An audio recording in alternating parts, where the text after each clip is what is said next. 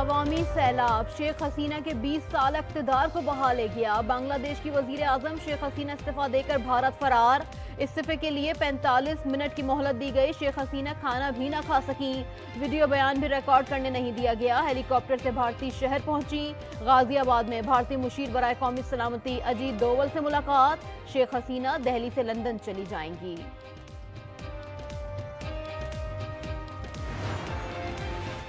شیخ حسینہ کے ملک چھوڑتے ہی فوج نے حکومت کا کنٹرول سنبھال لیا۔ بنگلہ دیشی آرمی چیف کی صدر سے ملاقات۔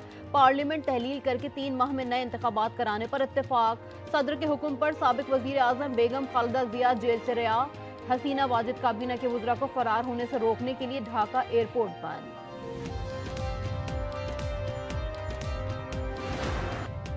شیخ حسینہ واجد کے مظالم سے تنگ عوام کا جشن۔ مظاہرین کی وزیر اعظم ہاؤس میں توڑ پھوڑ۔ وزیر اعظم کے بیڈ پر اچھل کود۔ شیخ حسینہ کی تصاویر پھاڑ دی۔ شیخ مجیب الرحمان کے پورٹریٹ پر کالک مل دی۔ مجسمے پر ہتھوڑے برسا دیے۔ وزیر اعظم ہاؤس میں کھانے سے لطف اندوز بھی ہوئے۔ جس کے ہاتھ جو لگا وہ لے اڑا۔ بنگلہ دیشی کرکٹر مشرفی مرتضیٰ کا گھر بھی نظر آتش۔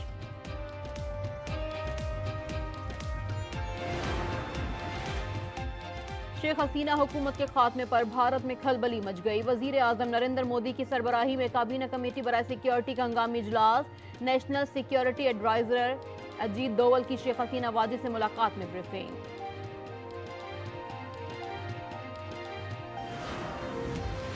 امریکہ بنگلہ دیشی عوام کے ساتھ کھڑا ہے۔ بنگلہ دیش کی صورتحال کا جائزہ لے رہے ہیں۔ بنگلہ دیش میں گزشتہ کئی روز کے دوران متعدد جانیں ضائع ہوئی جن پر افسوس ہے۔ ترجمان امریکی محکمہ خارجہ میتھیو ملر کی پریس بریفنگ کہا، بنگلہ دیش میں بری حکومت کے قیام کا خیر مقدم کرتے ہیں۔ اقتدار کی منتقلی بنگلہ دیش کے آئین کے مطابق ہونی چاہیے۔ تمام فریق صبر و تحمل کا مظاہرہ کریں۔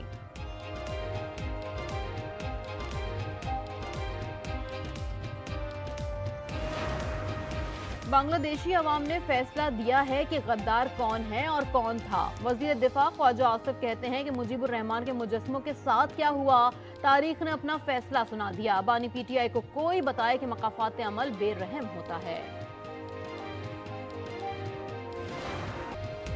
9 مئی پر پاک فوج کا موقف بہت واضح ہے۔ موقف میں تبدیلی آئی ہے اور نہ ہی آئے گی۔ D G I S P R lieutenant general Ahmed Sharif کی نیوز کانفرنس کہا، بلوچ یکجہتی کمیٹی اور اس کے نام نہاد لیڈرشپ دہشت گرد تنظیموں اور کرمنل مافیا کی پراکسی ہے۔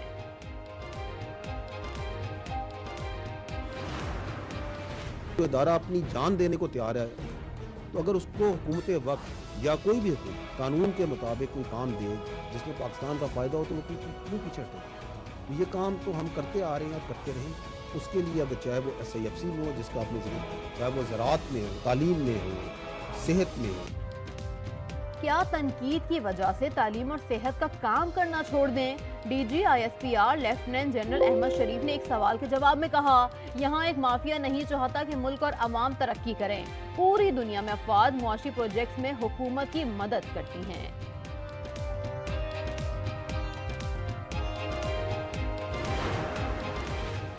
اسماعیل ہنیہ کی شہادت کے خلاف سینٹ میں متفقہ قرارداد منظور۔ غزہ کا محاصرہ ختم کرنے اور بمباری روکنے کا مطالبہ۔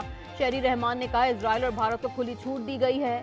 دنیا میں کہیں اور ایسا ہوتا تو ایئر کرافٹ کیریئر پہنچ چکے ہوتے۔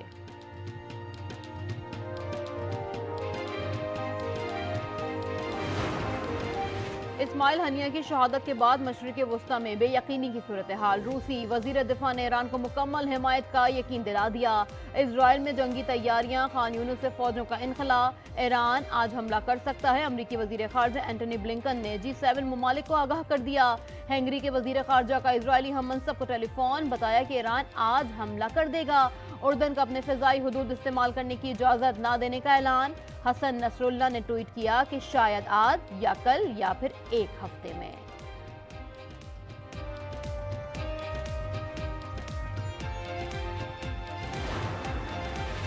مشرق وسطی کی صورتحال سے عالمی معاشی سرگرمیاں متاثر۔ امریکہ میں کساد بازاری کے خدشات بڑھ گئے۔ ایشیا، یورپ اور امریکی اسٹاک مارکیٹس میں شدید مندی۔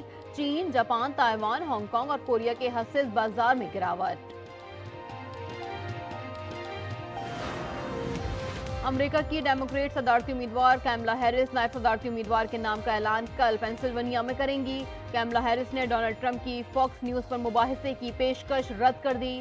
کیملا ہیرس نے مباحثے کی پیشکش ٹرمپ کی جانب سے ABC نیوز پر مباحثے انکار کے بعد رد کی ہے۔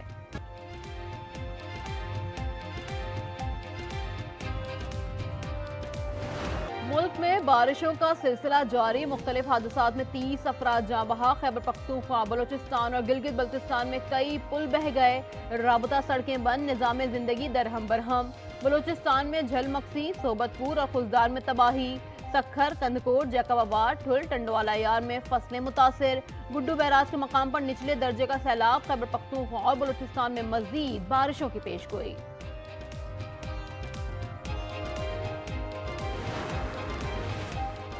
NOC کو جوتے کے نوک پہ رکھتے ہیں، علی امین گنڈا پور کا سوابی میں جلسے سے خطاب، کہا اسلام آباد میں جلسے کی اجازت نہ ملی تو ڈی چوک میں دمادم مست کلندر ہوگا، کسی کا باپ بھی نہیں روک سکتا۔ بیرسٹر گوہر نے کہا بانی پر دباؤ ڈالنے کے لیے بشرا بی بی پر کیس بنائے گئے، تقریر کے دوران اسد کیسر کی طبیعت خراب ہو گئی۔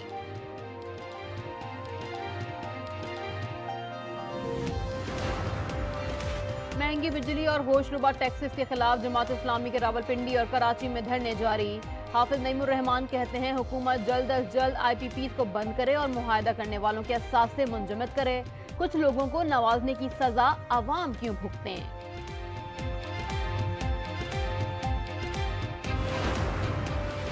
IPPs کے خلاف سپریم کورٹ میں درخواست دائر، سابق نگراں وزیر گوہر اعجاز کہتے ہیں 2 کھرب روپے کی کیپیسٹی پیمنٹ ختم کریں، صرف بجلی پیداوار کی ادائیگی کی جائے، بجلی کی قیمتیں 30 روپے فی یونٹ پر لانے کا مطالبہ۔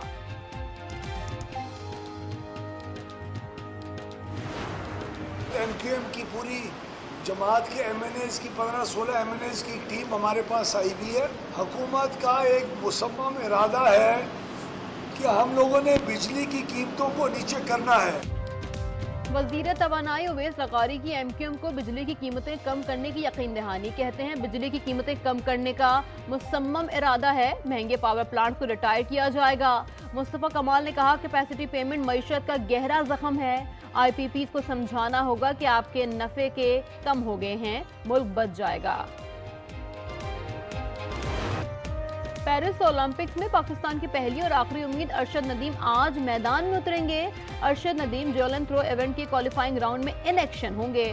ارشد ندیم اور بھارت کے نیرج چوپڑا ایک ہی گروپ میں شامل، ارشد ندیم کی قوم سے دعاؤں کی اپیل۔